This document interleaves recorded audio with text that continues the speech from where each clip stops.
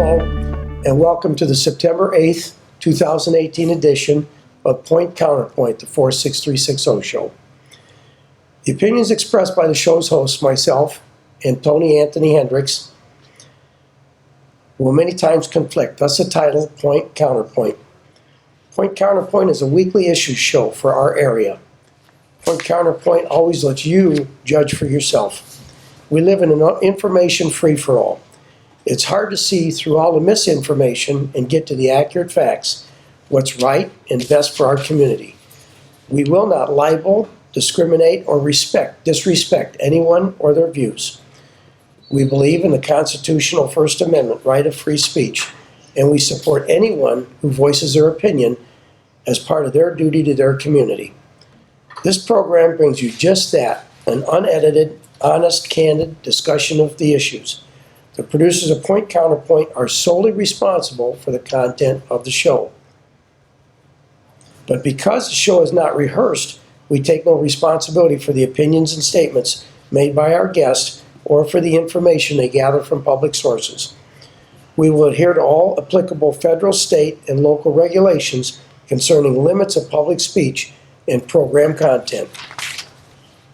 The intent of this show is to thoroughly research current issues that affect our community, present the facts surrounding the issues, discuss the pros and cons, then present to our viewing audience what we together or individually feel is the best solution for both the community and the public. Point Counterpoint 46360 show is a property of its producers, Dwayne Perry and Anthony Tony Hendricks, and may not be rebroadcast without the written permission of its producers. The producers take no responsibility for the opinions of others in the posting of comments in chat rooms, blogs, video logs, forum posts, or other media. We welcome and encourage ideas and suggestions for the show. We can be reached at 46360show@excite.com. Our shows will aircast on Comcast Cable Access and will be rebroadcast by us on YouTube under the label Point Counterpoint 46360 show. Again, welcome to Point Counterpoint, the 46360 show, brought to you by Dwayne Perry and Anthony Tony Hendricks. We hope you enjoy the topics, the discussion, and the show. Well, let's get started. Tony, what do we have on our agenda for today? Well, welcome back. We had a little more hiatus than we normally do. We ran into what? The holiday weekend. We had, the Labor Day parade situation. Labor Day parade. And there were some other things going on at the studio that prevented us. So we got back into, and boy, this is just, what you see in front of me is just a taste of what we have. So we have to limit it to 5 topics. So our 5 topics: the toll road and Highway 20, the lead concerns in Michigan City and the school in Michigan Cities, school safety issue, which we said we're going to keep on, and NICD South Shore, and the homeless concerns we have in Michigan City. So let's start with the toll road. There was an article out about the toll road that the governor and the state of Indiana, since it's the governor's agreement, I believe the article said, it was in Northwest Indiana Times, that the governor said that they're going to collect $1 billion more from raising the rates on commercial vehicles like semis and long-haul vehicles. And they went through a list of everything that they're going to spend this money on, and most of the money, again, is going down to Indy. Yeah. Now, they are going to fix Highway 20. Highway 20, let's back up a little. Highway 20, you see a lot of work's being done. It's down to 1 lane each way with new paving and a new intersection at, what's the school? Renaissance? Oh, Renaissance Academy. Renaissance Academy. There's going to be turn lanes and extra lane there at that intersection of the county road, but it will help Renaissance. So you can see that's going on. And they have paving all the way from 20 and 2 all the way to 94 on 20. But that's just a repaving project. That's not the widening project that's going to be coming out of this $1 billion. So in a few years, they're going to widen 20 through there. I think the details at Renaissance Academy are still up in the air because I've spoken with people who have their children there, and they're very unhappy because of they're not allowed to make a left turn there. They have to go down and come back. So I think there's been some developments that maybe have not appeared in the newspaper yet. Oh, it's still ongoing. I haven't driven through there yet, but I saw they widened it way out, and they're going to have some turn lane in there. We've been talking about this on and off for months. It started all back when forget the House bill number, I think it was 1004, for road improvements. And that was the 10 cent a gallon gas, $5 per tire fee, and $15 per registration fee, which has already been in place. Those of you who've gotten your new stickers for your cars like I have, you've seen a pretty healthy jump in the cost of your stickers, your registration stickers for your license plates. All right, we went from that. And we talked about how the state was doing that because they didn't want to take the $800 million for road improvements out of their $2 billion surplus. Yeah. Okay, then we go on from that, and now there was verbiage in that House bill to make all of the interstates through Indiana toll roads. And at that point, we addressed that with traffic statistics, how many more accidents we're having, and we're going to have on these U.S. highways, 20, 12, 421, 49, 30, 6, 8, because 10. all these heavy truckers are jumping off the toll roads, and I understand now they've effected another increase in tolls. So they're going to raise the prices on these trucks again. Where do you think they're going to go? They're going on to 20. They're going to be going right through our area, and there's going to be more Hoosiers dying. We keep talking about this. Well, and it doesn't seem to stop. More northern Indiana Hoosiers, not Indianapolis Yes, Hoosiers. exactly. This is our people dying. This is not Indianapolis. They're not. They don't. And They don't seem to see this it. latest development, them just raising the toll for the heavier vehicles on the toll roads, is just going to multiply this effect. And they're raising the toll, and they get $1 billion, and most of that money is going back down to Indy. Again, we're like the piggy bank for Indy. And we're not even benefiting 100% of the 10 cent a gallon gas tax that they are gradually putting on. Because not 100% of the existing gas tax that was passed several years ago is going into roads. They're using the excuse that it's for roads, but they're going to break up that 10 cents a gallon. It's not all going to go into roads. And we do have some people in this region, like Ed Soliday, right? Oh, he's the cheerleader. He's all about this from Valparaiso. He's the cheerleader. And I don't understand how anybody from Northwest Indiana could be for this. It just doesn't make sense. It doesn't help us at all. Yeah, I can't understand how our representatives and senators aren't screaming at the top of their lungs, another $1 billion, piggy bank down to Indy again, over and we talked about if they're going to toll the interstates, they're not tolling 465. The loop around Indy will pay 0 in tolls. Yep. But boy, everyone else in the state will. But we know where all that money goes, back to Indy. So I can't believe how any state senator or state representative in this whole state is not screaming no to interstates tolling. And I don't think that's going to change, because a few months ago when I ran for state representative to be the Democratic nominee, neither of my opponents mentioned it. I mentioned it. I don't know if they even knew about it. I mentioned it in every forum we attended.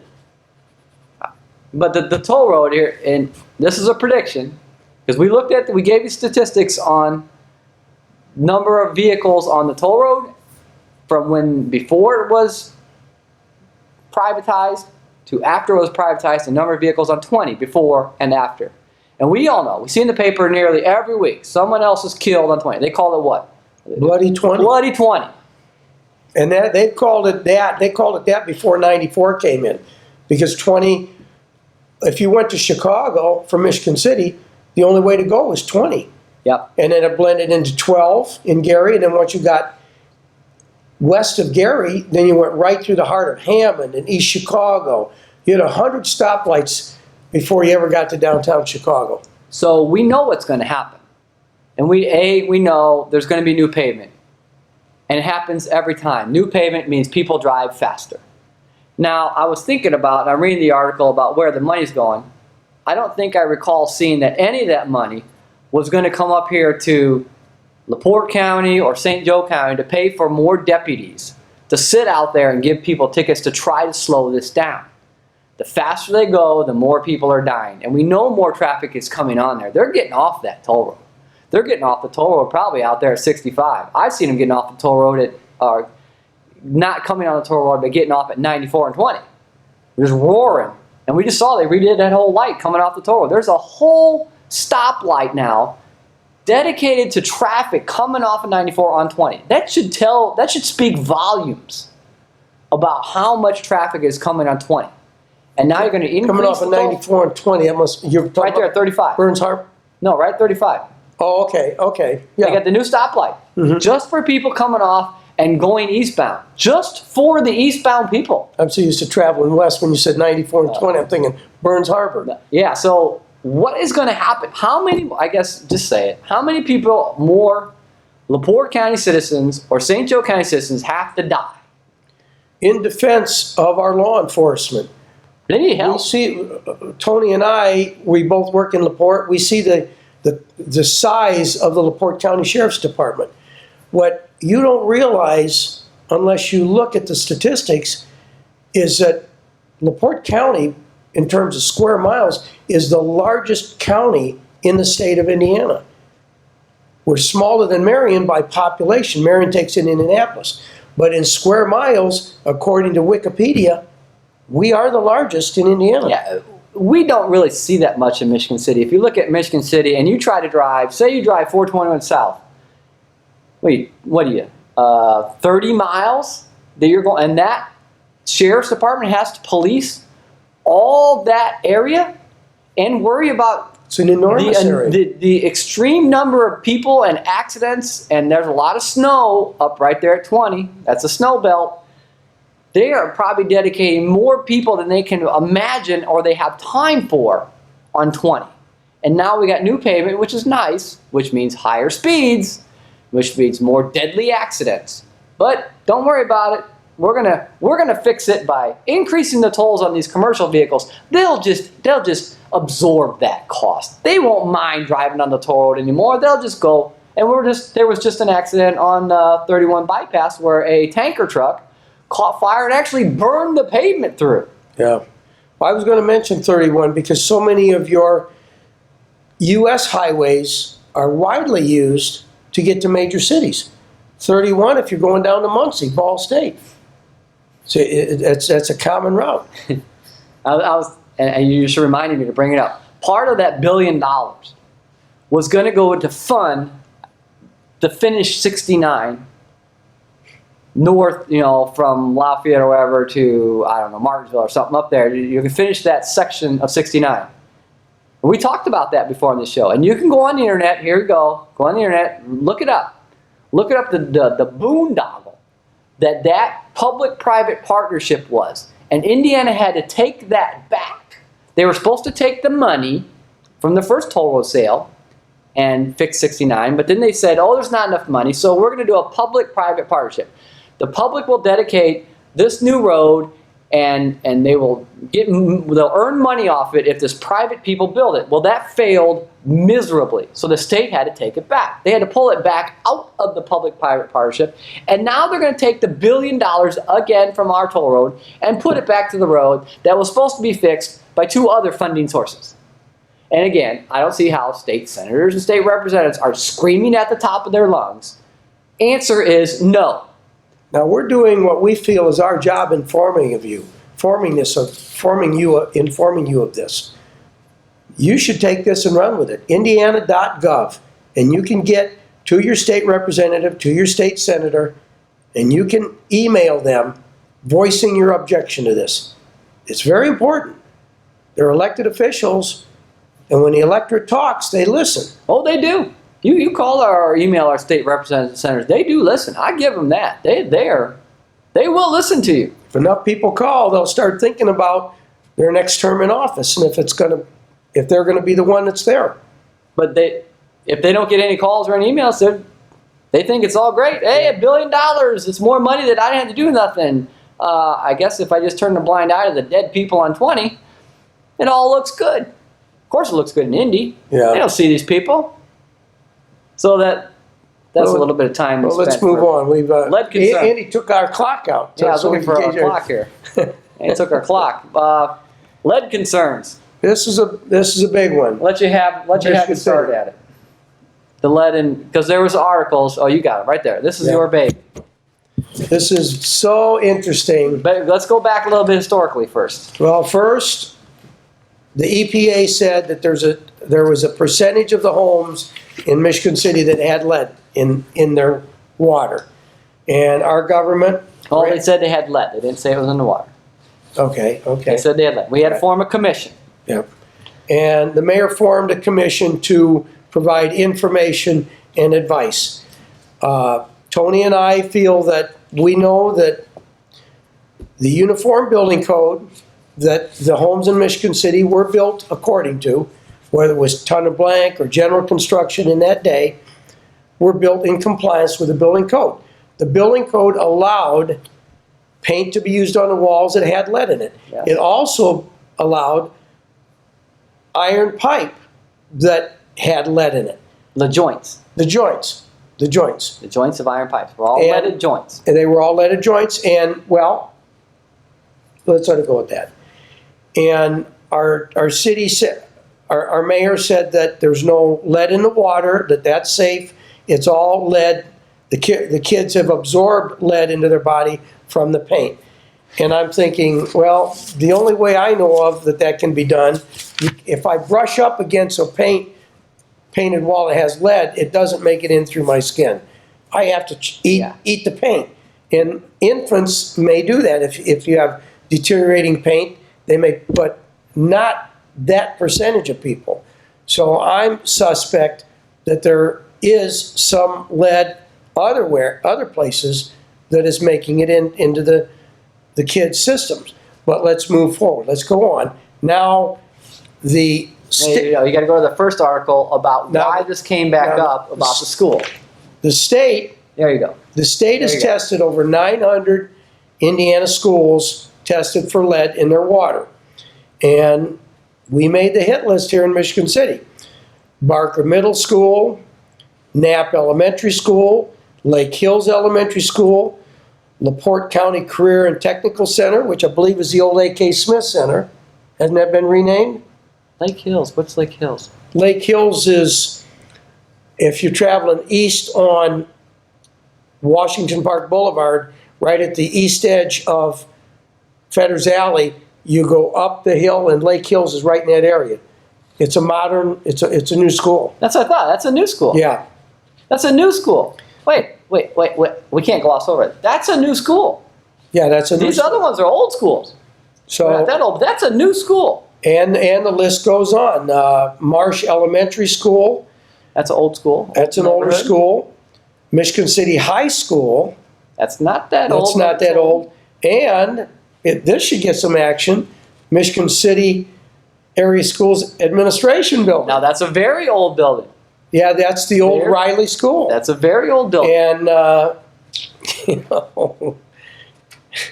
who are we going to protect, the administrators or the kids? We need to protect them both. No one should be drinking lead in their water. Nobody should be.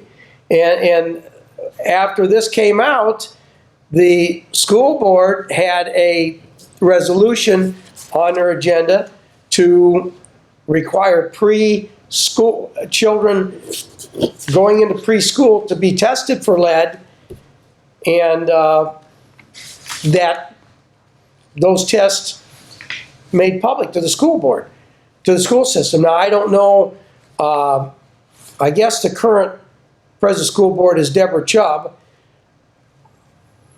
I don't quite understand who we're protecting there. Are we protecting the children like we should be, or are we protecting the school board? Either here you have the state says, Michigan City, you got lead in your water in your schools. But now the school board's saying, well, we better test these kids before because they probably got it from the paint at home. No, I'm not buying that. I'm sorry. I shouldn't laugh. This is It's bad. not funny. It's sad. Everybody's running for cover. It's comical to that protect everyone's themselves. pointing their fingers at everyone else. Yeah. Here. It's not me, it's them. And when they get to the middle of the line and there's nobody there, then, it goes back the other way. It's not me, it's them. Come on, let's do what's right. Let's protect the people of Michigan City. And if if we're backing up to square one, lead in the houses, those houses were built per the Uniform Building Code. The government of Michigan City and the school system needs to be stepping forward to our state and our federal government for help in this. I'm not saying that Michigan City or the federal or state government can afford to pay the entire bill for people to install all new water piping in their house or repaint every house in Michigan City interior-wise. But they can offer financial assistance because in a way that is an improvement in the home, which should increase the value of the home. So the homeowner has a stake in this, so to speak, but the community has a responsibility in this because they allowed the home to be built. Even though they were building it. And they were built to code. They were built to code. And that draws in the state and the federal government. We need to step forward and protect the people of Michigan City and quit worrying about protecting ourselves. That's my position. So I don't remember if I gave you the article, but I didn't bring the article. I'm glad you reminded me. So the city of Gary, old buildings, right? Yeah. Old water pipes. American Water. American Water went down to the IURC, Indiana Utility Regulatory Commission, and asked for an increase. And you know what they're going to use the increase for? What? To replace all the laterals to every building that hasn't already been replaced and take all the lead out of all the pipes in Gary. And the IURC said yes. So right now, Gary and American Water are replacing all the lead water pipes, including the laterals, to every house in their service area. Now everyone has to pay that bill. That's an increase on everyone's bill, but it is our responsibility so these kids don't end up with lead. So it's not a question of whether the federal government or the state or the city have to step up. It's a question of whether the Michigan City Water Facility goes to the IURC and owns up and says, there may be lead in the pipes, so let's take the step and let's move forward, and we're going to fix every old lateral that may have lead in their pipes. So at least that protects the city and the citizens to have clean water. Because right here, Indiana State looked at lead, high levels of lead contaminants in the faucets of our schools. And one of the things they said was, well, the faucets weren't used all summer. Well, that doesn't really get it, because that means that if it built up because the faucets weren't used in the summer, that the lead built up from somewhere. It's still coming. The lead came from somewhere, and we need to determine where it came from. I think we know where it comes from. Yeah. It didn't come from Lake Michigan. It's interesting what the EPA recommends. It says, the EPA says schools should flush their fixtures, clean and replace aerators, change filters, and then the kicker, investigate upstream lead sources, and which is the piping. We know the water district tests their water all the time at the source. I understand some real estate agents have told me that if you bring your water into the health department in LaPorte County or some other tester, they will tell you, no, we're not going to test it. That's very interesting. Yes, it is. I've talked to people who have asked to have their water tested and been turned down. So is this the blind eye? Hey, I don't want to know what's in your water.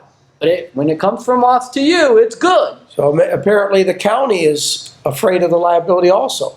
Somebody every level of government is afraid of it, but this is a moral issue. You know, you need to do what's right. If it costs you money, I'm sorry. But you need to find the money to fix the problem. Government has a responsibility, in my opinion, to protect the people they serve. We're not doing this. In my opinion, we are not doing this right now. The number one goal. The school board's not doing it. Our government's not doing it. They're hoping the public will do it, and the public can't afford to do it. The number one priority of the government is to protect the public health, safety, and welfare. That's all the government is charged to do. And this is, like you said, somebody just got to own up to it and say, hey, there's probably lead in the service lines. And we know it's going to cost some money. We're going to do just like American Water. We're going to fix every service line in Michigan City and see if that takes the water contaminated lead out of the schools and the homes and helps these kids not be debilitated with their learning ability. Lead-free paint, lead-free water systems, improves property values, smarter kids, education. You know, we went over it. I just had that doesn't sound like an obstructionist, does it? I mean, I've been labeled a couple times as an obstructionist. I just don't get it. Why? I'm all for the people. So a lot of things in life don't seem to make sense. But you don't. But you want to own up to it. You just yeah. call it what it is and fix it. Bite the bullet. Bite the bullet. Get Get in your rear view mirror. Let's fix it. Let's keep the people safe. And Michigan City benefits. We'll have more people. Right now, Michigan City's getting nothing but negative press. Yeah, look at that. All this comes from the Northwest Indiana Times, an enormous circulation. Anybody in Northwest Indiana that reads this, We're gonna want to. Hey, let's move to Michigan I don't City. think they're too interested about living in Michigan City. Okay, that brings us to the safety issue. We said we're going to stay on it. School safety issue. I didn't bring the plans. I did download them. Yeah, here they are. Oh, you brought the plans. Yeah, we've looked at them. plans. Tony and I both looked at them, and you know, as much as I. How many pages are there? Oh my God, too many to count. What do we Well, I got? got the bottom number there. 45. 45. Yeah. 45 sheets. 46. All right. Anyway,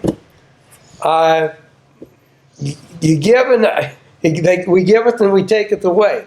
I'm going to pat the schools or pat the city's government on the back for starting this, but it was a little bit late. We've been harping on it ever since the little girl got run over and killed. And so it's about time. It's a good thing that they're taking some action, but they're not doing enough. Because July 29th, Michigan City News Dispatch, well, this came through the Times, but Stan Maddox, Times correspondent, said that they issued a safety contract for pedestrian safety, $358,000 of Reith Riley. So you know that SEH Consulting's probably got another $100,000 in inspection and engineering. Will safety upgrades for pedestrians will occur at all 16 parks and 13 schools in the city. But then we say here that, and I'm quoting from the article, there might be some with minimal work to do, but every park and every school will be upgraded. Spike Peller, city engineer. I don't know if that's true. No. There are areas that were overlooked. But the goals to be completed at all locations prior to the end of the year. We're doing our best to get this done before the snow flies. The schools will be the first ones to get their stuff done. And that little girl was killed in June 2017. So Over a year ago. More than a year, they finally get to it. And my point was, and I've told you this before, this is not a special occasion, a special project. This is standard maintenance function of the city. This is the basic level of service, like garbage, like snow plowing, like paving streets. This is a basic function of the government. This is not a special project. Well, looking at this also, Tony, I noticed things like this is work. Why did we contract this out? This is all it is thermoplastic tape they're putting down and a few street signs. Our street department puts up street signs. Anybody can put down thermoplastic tape marking the crossing. If you watch some of our earlier shows, Tony and I each one of us independently got on the internet and looked for examples of what's used out there. I find it very ironic that when you get down to the Uptown Arts District, where we want all of our visitors to hang out, at every street corner, we've got pedestrian and vehicle crossing controlled by solar-powered lights, solar-powered signs. But yet, where it's protecting our own people, our own children, and our own neighborhood residents, we're using thermoplastic tape and unlit signs, and that's it. Again, it's where are your priorities at? I see some very high visibility areas that are getting a lot of attention. Ames Field. Ames Field is primarily occupied, and you have a lot of pedestrian traffic around there at sporting events. Every Friday night when there's a football game, Michigan City's police department is out there directing traffic, making sure people are safe. The emergency management team is out there, which those guys, I've worked Brew at the Zoo, I've worked some events. Kudos to the emergency group. Oh yeah, they're Those guys, fantastic. they do it on their own time, on their own dime. They don't get paid. Yeah. You guys are the best. They're the volunteers. Yeah, they're the ones that really deserve a pat on the back. But here you got a high.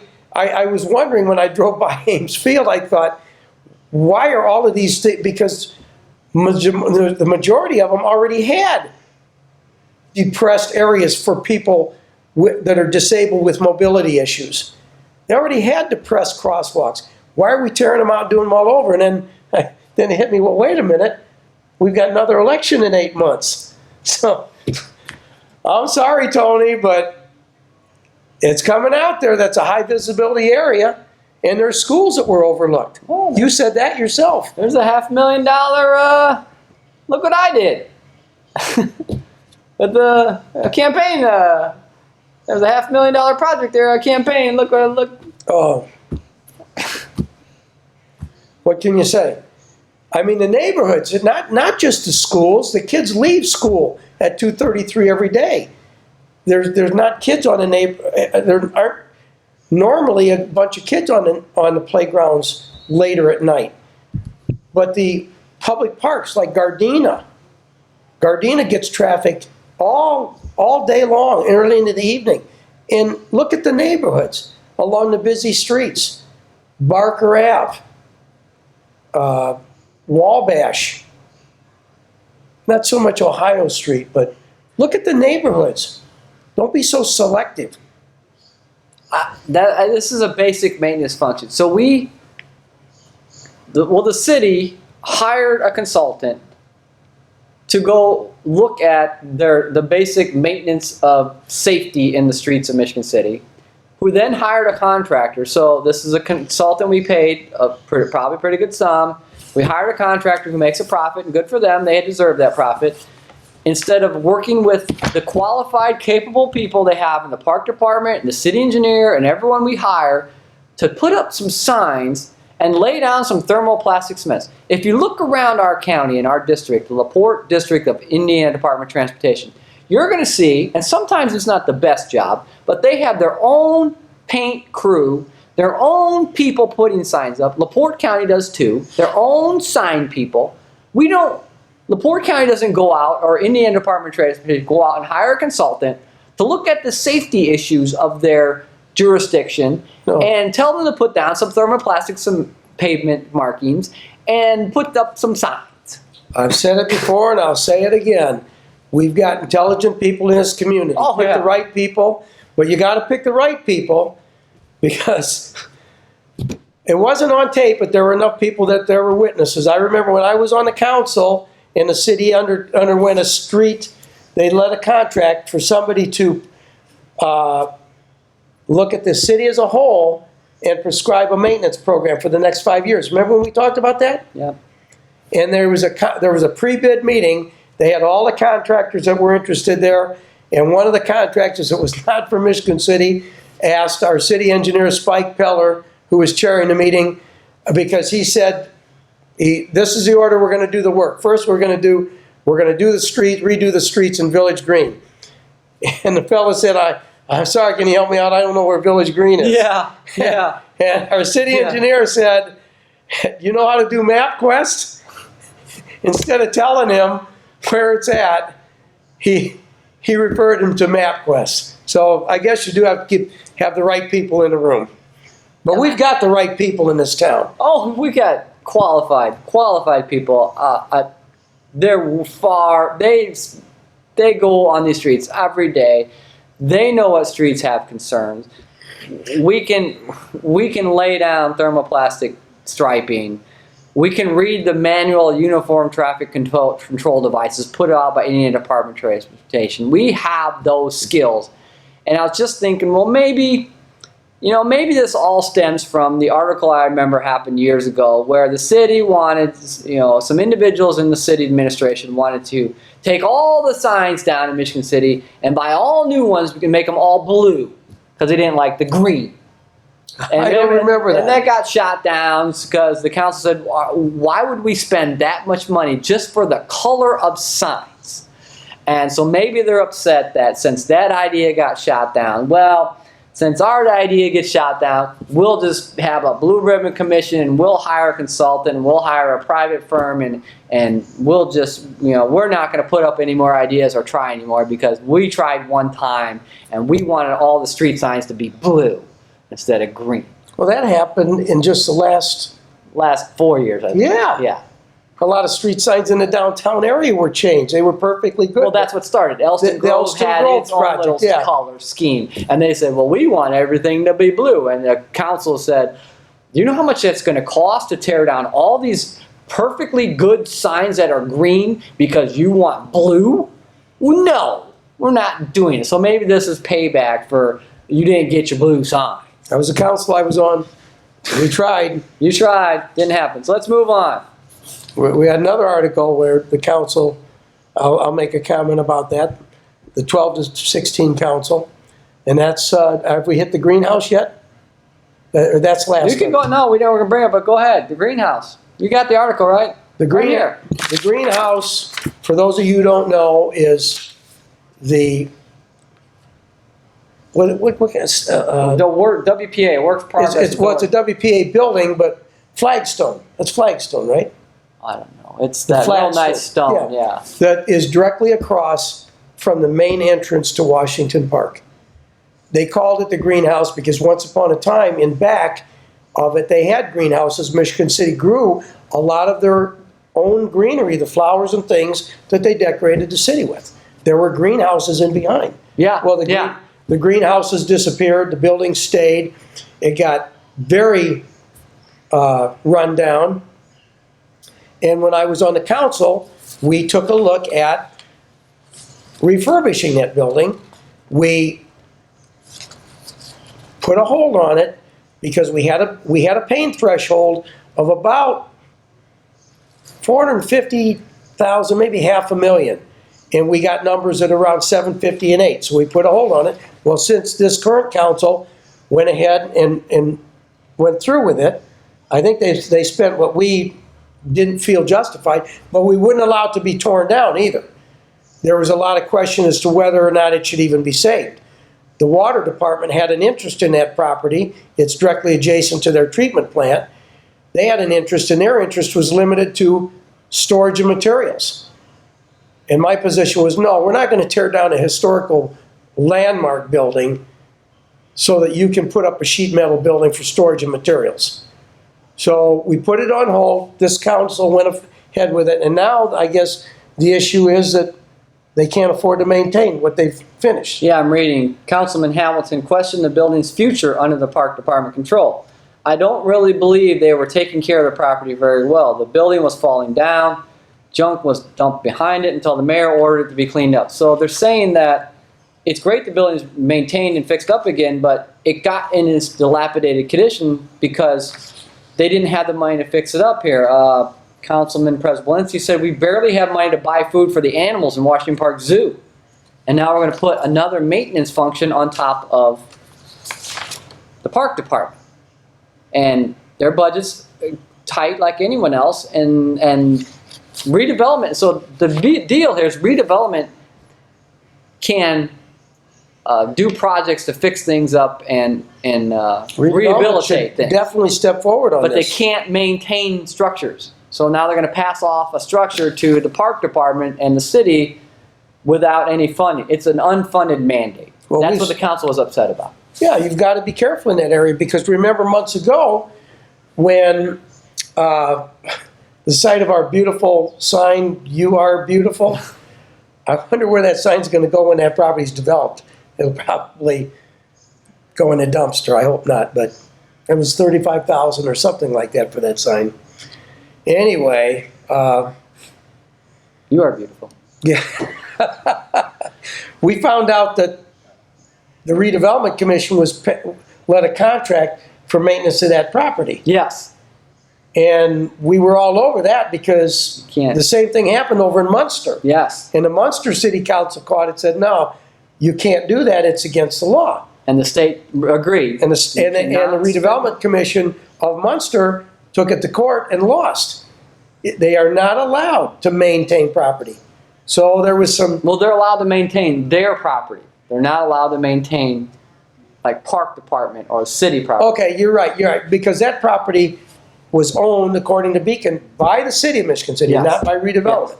Yes. So that stopped. To come to the end of the story, that stopped. But it's something that you need to track these things. Yeah, so Money is spent, and once it's spent, if it's spent incorrectly, all they can do is say they're sorry, but the money's gone. So the other thing is, we know we've been on this over and over and over, and I guess we're not going to stop. We're obstructionists, I guess. Northern Indiana Commuter Transportation District, South Shore. Now we got to make this clear. Northern Indiana Commuter Transportation District runs the passenger South Shore. Chicago South Shore Freight runs the freight. And Northern Indiana Commuter Transportation District owns the track. South Shore Freight is their customer, their major source of revenue. Remember that.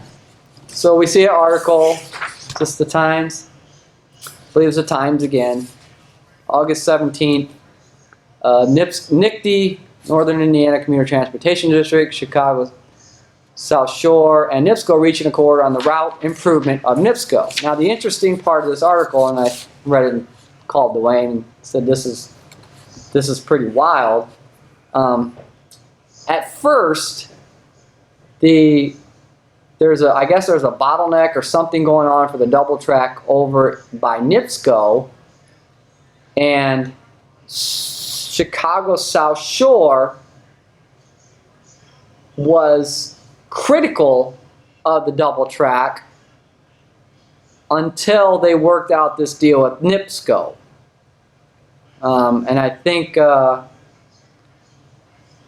Chicago South Shore, I'm looking for in the article, even wrote into the comment section that they weren't in favor of the double track because it affected them.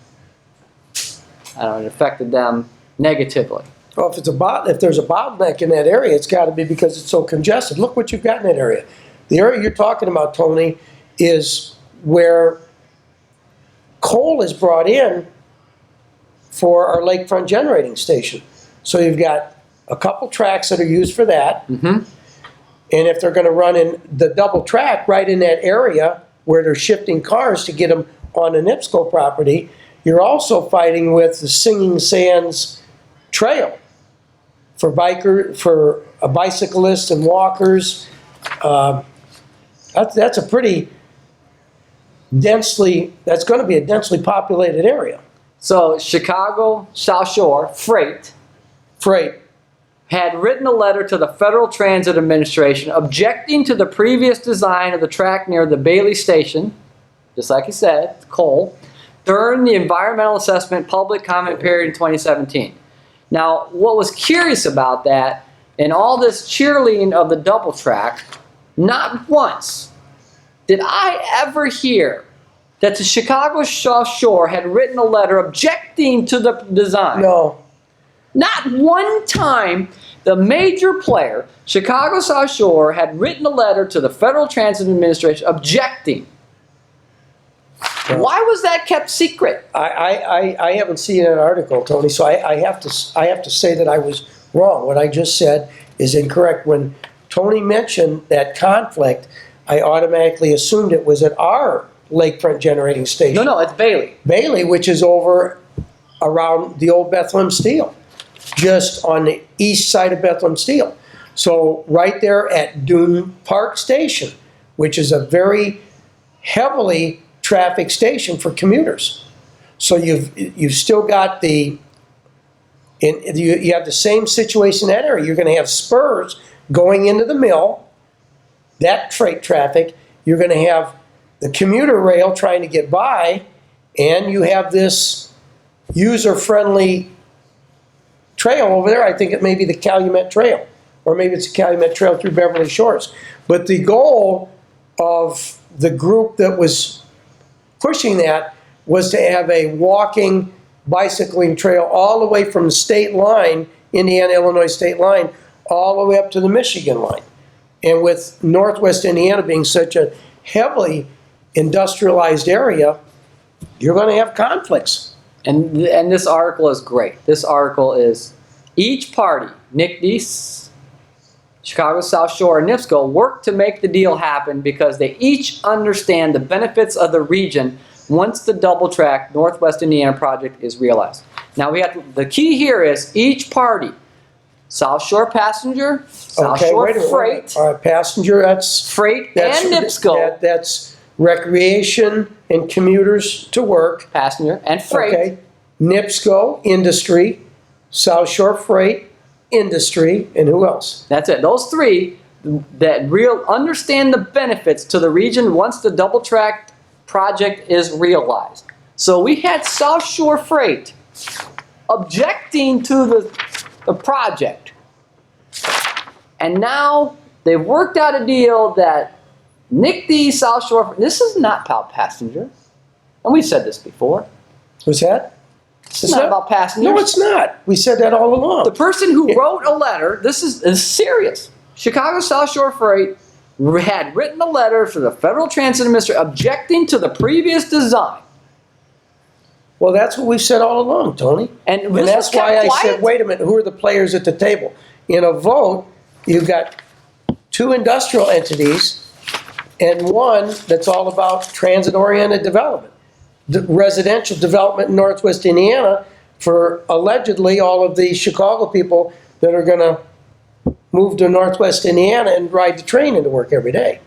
So, but you have a 2-to-1 vote. Industry's going to, and that's what happened. And that's clearly what happened. Yeah. There's a three-legged stool, and one of the legs was not going to be there until they had cooperation. And we know where this is going. We talked about the federal transit spending, Federal Transit Authority spending, which last article I read, the Congress approved the same federal transit funding, but the executive branch has not dishing out the money. So you have a financial body like the city council, and then you have like the mayor, the executive administration. So the financial body says you have this much money to spend. The administration spends the money and signs the checks and pays the bills. So in the federal level, we have the Congress, who's backing the Federal Transit Authority's funding level, which we are not on the list yet, and there's other people in front of us for this double track. Yeah, but you have the administration. That's worth noting because you found that list of the projects that are planned and for funded for 2019. The double track is not on that project list. Yeah, And 2019, not 2018, 2019. 2019. And the conditions of that are that list is of a specified size. To get on that list, one project has to get off that list. And several of the projects were multi-year projects. So it may be several years before the double track even gets on that list. And then you got to hope the president is going to let the funds go. And that's the problem right now. So if you're even on the list, they're not writing the checks or paying the bills. And California and Seattle and I believe Boston are throwing a fit because they have been on it for years and they're at $1 billion or whatever it is, and they're getting $100 million a year. The checks aren't getting written and they're not getting paid. They're at a standstill. So that backs you up even further that the Congress can approve the money, but the Congress can't write the check and pay the bill. That's separation of government. But the other thing, and that's what I was telling Dwayne, I started thinking about it, this is a done deal. Not that we get double track, but that we close 16 streets in Michigan City. They get the tracks out of the pavement so they can run heavy freight down here and get what they want. This article makes it nearly pretty clear about, if we don't get the double track money, we still got Michigan City, who seems to be in the kumbaya. We all agree. Let's close down 16 streets. Let's split our town in half, and put the rail on its own separate bed. whether there's a chain link fence or whatever it is, well, that's just what it's going to be. And get out of the way, the train's coming. And once it's done, it's done forever. It's probably irreplaceable. This is not Franklin Square, where the city has the ability to come tear it back out and change it again. No, This we've is given up railroad. 11th Street. Yeah, I said when I was on the council, the best place for this would be the corridor by Ames Field. It's wide enough, the CSX area, to run several tracks, and if it becomes a traffic congestion issue, then we either have to depress the tracks or elevate the road, like they do in LaPorte, with the overpass coming into the heart of town. we might not get to it, but I want to dovetail into something happening in South Bend right now, and I think you have the article. South Bend had a couple of crossings on the east side of town, I believe, that they weren't allowed to honk their horns. And then they found out, the federal government found out, the Federal Rail Authority found out that they didn't comply with all the traffic safety issues to stop the trains from honking. So lo and behold, the trains started honking their horns, and the neighborhood went crazy. And the mayor got involved. And he said, okay, we're going to fix it. So he fixed those intersections, and after months and months and months, they stopped honking the horns again. Well, the mayor got wise, Mayor Buttigieg, Pete Buttigieg, and he is now leading the charge to have all intersections in South Bend be safety intersections and no more train honking their horns. And where are we? This is something that LaPorte's talking about now, City of LaPorte. Where's Michigan City? Because you talked about the tracks there at the old Ames Field. Everyone knows, come 2 in the morning, that conductor comes barreling through there, laying on that horn all the way through town. How many people watch the show are getting up at 2:30 in the morning because here comes the train, barreling through town, horns a honking. But he's doing it. And he's doing his job. He's required. But all Michigan City has to do is follow the lead of South Bend, City of LaPorte, St. John, and make these crossings safer. So you stop people from What crossing. Tony's talking about is what you need to do is have a double drop gate on each side. As long as you just have one, somebody can drive around one drop gate and cross the tracks. If you have a double, it completely eliminates anyone being able to Well, do there's that. also a simpler solution. For about, I believe, 50 or 75 feet, you can put these little plastic cones up or plastic delineators up and stop people from driving around the gate. So it gives you one lane Okay, and you're yeah. stuck. That's what South Bend's doing. Very cheap. That's what St. John did. So you have a line of delineator plastic reflector poles that don't harm the snow plowing. It just stops you from going around the gate. That's very cheap. And then you could petition the Federal Rail Authority to stop honking the horns. So people are safer, it's quieter, better living, no 2 in the morning hearing the horns, and this is not something new. South Bend Mayor is working and doing this for the whole town. That's pretty impressive. So I wanted to dovetail. So we only got 5 minutes That's a left. quality of life issue. It really is. If you have a nice, quiet town, that creates a better atmosphere rather than constantly train horns as they go through town. Yeah, and I don't know how many times I had to get up at 2:30 in the morning waiting for. I knew I could hear that train coming through the boulevard. Well, there's a bridge there, but coming across through Trail Creek, hitting Greenwood, hitting by Gardena Park. You could tell where that train was every few minutes. You know, here it comes across Franklin, here it comes across Washington, here it comes across Wabash. You could even hear it comes across County Line Road, laying on that horn at 2:30 in the morning. This is something very simple to fix. Kind of like the safety thing we talked about.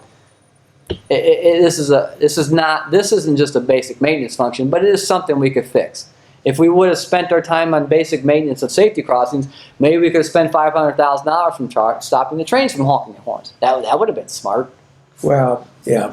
I think we need to spend more money on safety crossings. Well, I think so too. I think we should spend a lot more money. But We should approach it at the same level we've approached the crossings in the downtown arts but district. those weren't in that safety crossing. Solar powered signs that are flashing that you can't not see them. Couldn't that have been part of this project? Could have been part of this project. Yeah. So we only have a few minutes left. I want to go over some things that we have coming up. because we're back here for another 5 weeks. There's an editorial about how the local news is telling us they can gain their trust again. If you have to write an article saying you want to gain our trust again, you already lost it. Yeah. Amazon is not going to do their headquarters 2 here. We'd like to talk about that. New hospital in Granger follows the national trend of the hospitals moving out of town, which our hospital moved out of town. A lot of people don't want to say it, but yes, the hospital, St. Anthony's, is moving to the county. It's not Michigan City anymore. We are going to talk about the homeless. We can bring that next show. Yeah, that's a huge topic that's really coming on, and we'd like to talk about that. It's a situation that is growing. We're getting more homeless in Michigan City, and we need to do something to help these people. We have to. My position on that is we need to give these people support, give them the resources to get back on their feet, training, education, coaching, but not 3 hot meals a day and a place to sleep every night. That's enabling them just to continue as they are. We need to help them to blend back into society. Be a good, upstanding citizen and give something back to society. The other article here, Saudi Arabia and oil exports. Canada in America is really exporting a lot of oil. We want to talk about that. Talk about the Michigan City signed a contract for saving money for electrical power and upgrades.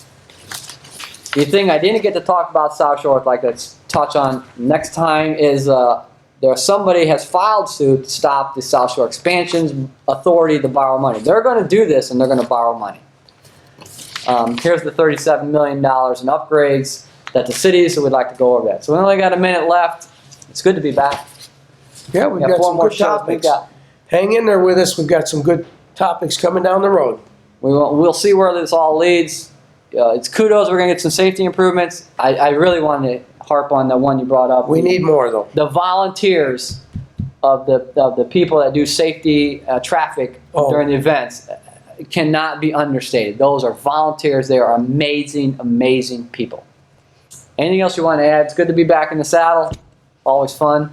We'll see you next week. We got 4 more now. We do 5 shows, and then we rebroadcast them, so if you don't see them the first time, you get to see them. And check our YouTube channel, and please email us. You bet. Thank you.